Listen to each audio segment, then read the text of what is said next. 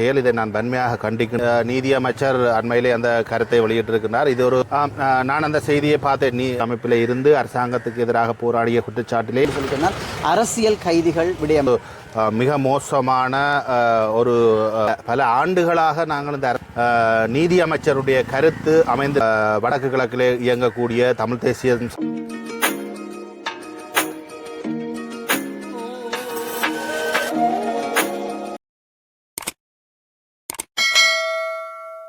புதிய ஆட்சியில் இருக்கிற அரசாங்கத்தால் இந்த கிளீன் ஸ்ரீலங்கா என்ற ஒரு சொற்பிரதேசத்தின்படி அதன்படி ஏதோ நடவடிக்கைகள் நடந்து கொண்டிருக்கிறது.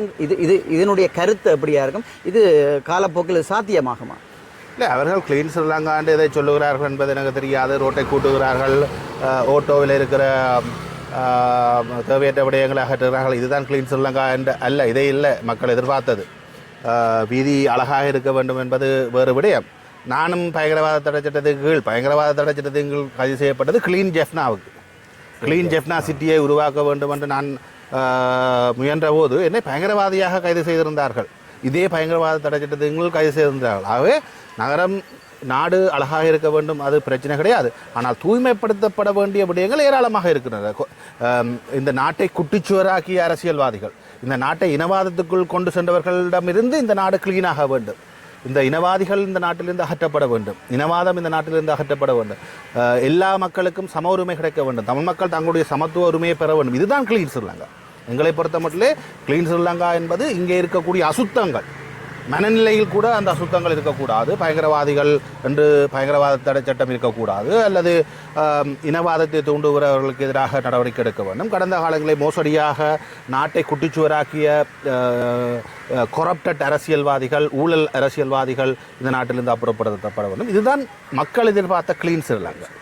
ஆட்டோவில் இருக்கிற ஸ்டிக்கரை கலட்டுவதோ அல்லது ரோட்டில் இருக்கிற புல்லை பிடுங்குவதோ அல்ல மக்கள் எதிர்பார்த்த கிளீன் ஸ்ரீலங்கா. அதை உள்ளூராட்சி மன்றங்கள் செய்யும். உள்ளூராட்சி மன்றங்களுக்கு போதுமான அதிகாரங்களை நீங்கள் கொடுங்கள்.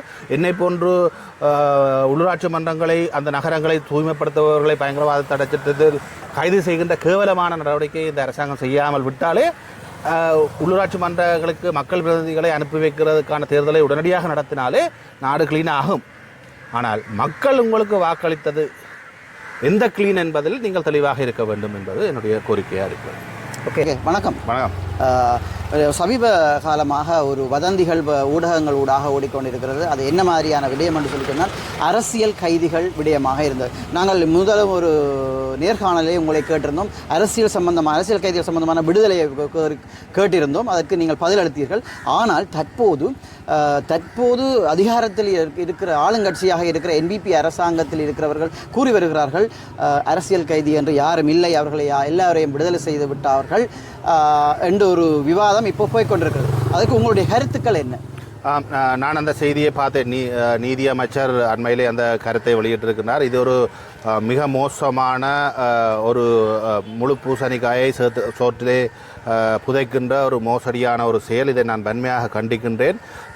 பல நாட்களாக அல்ல, பல ஆண்டுகளாக நாங்கள் இந்த அரசியல் கைதிகளுடைய விடுதலைக்காக போராடி கொண்டிருக்கின்ற ஒரு இனம். வடக்கு கிழக்கிலே இயங்கக்கூடிய தமிழ் தேசியம் சார்ந்த அனைத்து தரப்புகளும் இந்த அரசியல் கைதிகளுடைய விடுதலையை வேண்டி போராடி கொண்டிருக்கின்ற நிலையில் முன்னைய அரசாங்கங்களைப் போலவே தங்களுடைய அரசாங்கம் இருக்கிறது, நாங்கள் முன்னைய அரசாங்கத்தை போலவே செயற்படுகின்றோம் என்பதை கோடிட்டு காட்டுகின்ற வகையிலே தான் இந்த நீதி அமைச்சருடைய கருத்து அமைந்திருக்கிறது. இதை நாங்கள் வன்மையாக கண்டிக்கின்றோம். உண்மையிலே பயங்கரவாத தடை சட்டத்தின் கீழ் கைது செய்யப்பட்டிருக்கக்கூடிய தமிழ் இளைஞர்கள் எல்லோருமே அரசியல் கைதிகள் தான். அவர்கள் விடுதலை போராட்டத்திலே, விடுதலை புலிகள் அமைப்பிலே இருந்து அரசாங்கத்துக்கு எதிராக போராடிய குற்றச்சாட்டிலே அவர்கள் கைது செய்யப்பட்டு சிலர் தண்டனை அனுபவிக்கிறார்கள், சிலர் சிறையிலே வாடிக்கொண்டிருக்கிறார்கள். எங்களை பொறுத்த மட்டிலே நீண்டகால அரசியல் கைதிகளாக இதுவரை 9 பேர் இப்பொழுதும் சிறையில் இருக்கிறார்கள். சிலர் தண்டனை பெற்றிருக்கிறார்கள்.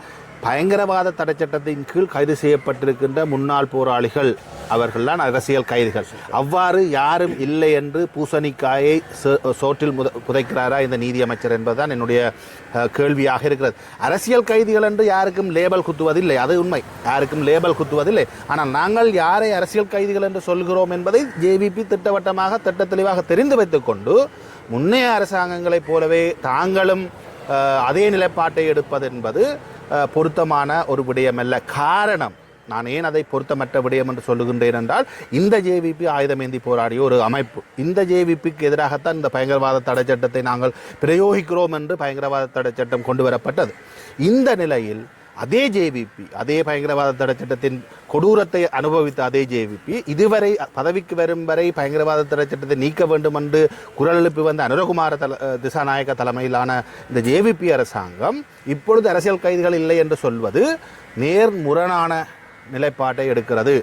அது தங்களுடைய பழைய நிலைப்பாடுகளை எடுக்கிறார்கள் என்ற சந்தேகத்தை தமிழ் மக்களுக்கு எடுத்து காட்டுகின்ற ஒரு செயற்பாடாக இருக்கிறது. அவர்கள் ஒரு விடயத்தை மறந்துவிடக் கூடாது.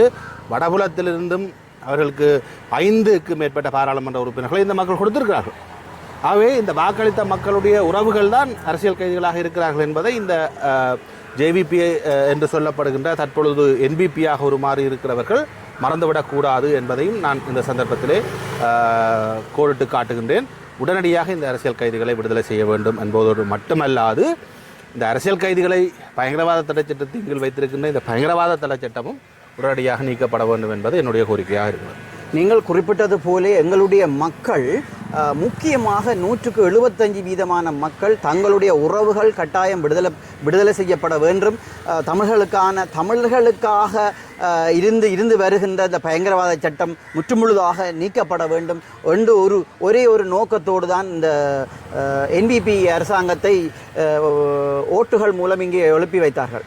அந்த வகையிலே இந்த கௌரவ ஜனாதிபதி அவர்கள் ஒரு நேர்காணலிலே அல்லது ஒரு ஊடகத்துக்கு செவி வழங்கும் போது என்று நினைக்கிறேன், அந்த ஊடகத்திலே அவர் கூறியிருக்கின்றார் என்று சொன்னால், பயங்கரவாத தடுப்பு சட்டத்துக்கு கீழ் இருக்கிறவர்கள் அந்த தண்டனைக்கு பெரும் தண்டனையை விட கூடுதலாக அனுபவித்து விட்டார்கள். ஆனபடியால் நாங்கள் சித்திரை புத்தாண்டுக்கு பிறகு அவர்களை விடுதலை செய்வதாக நாங்கள் உத்தேசித்துள்ளோம். இதுக்காக நாங்கள் சட்டமாதிபர் திணைக்களத்தின் ஆலோசனையை கேட்டிருக்கிறோம் என்ற ஒரு கருத்தை வெளியிட்டிருக்கிறார்கள். இது சம்பந்தமாக உங்களுடைய கருத்து? கருத்து ஒன்றுக்கொண்டு முரண்பாடாக இருக்கிறது. ஒருவர் அரசியல் கைதிகளை விடுதலை செய்ய தேவையில்லை, அரசியல் கைதிகள் இல்லை என்றார்.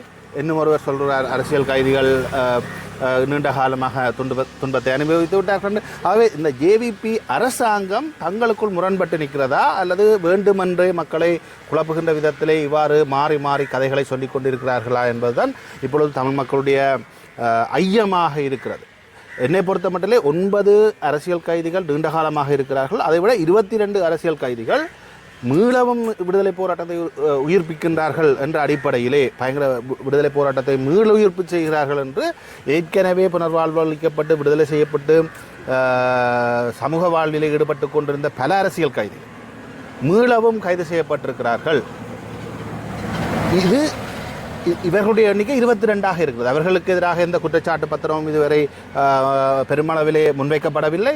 விசாரணைகள் நடைபெற்றுக் கொண்டிருப்பதாக சொல்லப்பட்டிருக்கிறது. அரவிந்தன் போன்ற முன்னாள் போராளிகள் இப்பொழுதும் மீளுருவாக்கம் செய்ததாக அண்மையில் கைது செய்யப்பட்டிருக்கிறார்கள். இவர்களும் பயங்கரவாத தடை சட்டத்தின் கீழ் கைது செய்யப்பட்ட அரசியல் கைதிகள் தான் என்பது எங்களுடைய நிலைப்பாடு.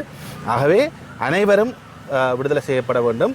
தங்களுக்குள் முரண்பாடாக கதைத்து கொண்டிருப்பதனூடாக சிங்கள மக்களையும் திருப்திப்படுத்துகிறோம், தமிழ் மக்களையும் திருப்திப்படுத்துகின்றோம் என்ற இரட்டை நிலைப்பாட்டை ஜேவிபி அரசாங்கம் எடுக்கக்கூடாது என்பது என்னுடைய கோரிக்கையாக இருக்கிறது. அவர்களுடைய இரட்டை நிலைப்பாடு என்பதுன்னு ஒரு பக்கம் நாங்கள் தமிழ் மக்களையும் தாயா பண்ணுகின்றோம், ஒரு பக்கம் சிங்கள மக்களையும் நாங்கள் பயக்கவில்லை என்று காட்டுகின்ற ஒரு போலி நடவடிக்கையை தவிர இதனாலே பாதிக்கப்பட போவது தமிழ் மக்கள் மட்டுமே என்பதுதான் என்னுடைய கருத்தாக இருக்கு. இறுதியாக ஒரு கேள்வி, இந்த தற்போது நன்றி, இவ்வளவு நேரம் உங்களுடைய பிஸியான ஷெடியூல்லையும் எங்களோட இந்த இணைந்தமைக்கு நன்றிகள். நன்றி.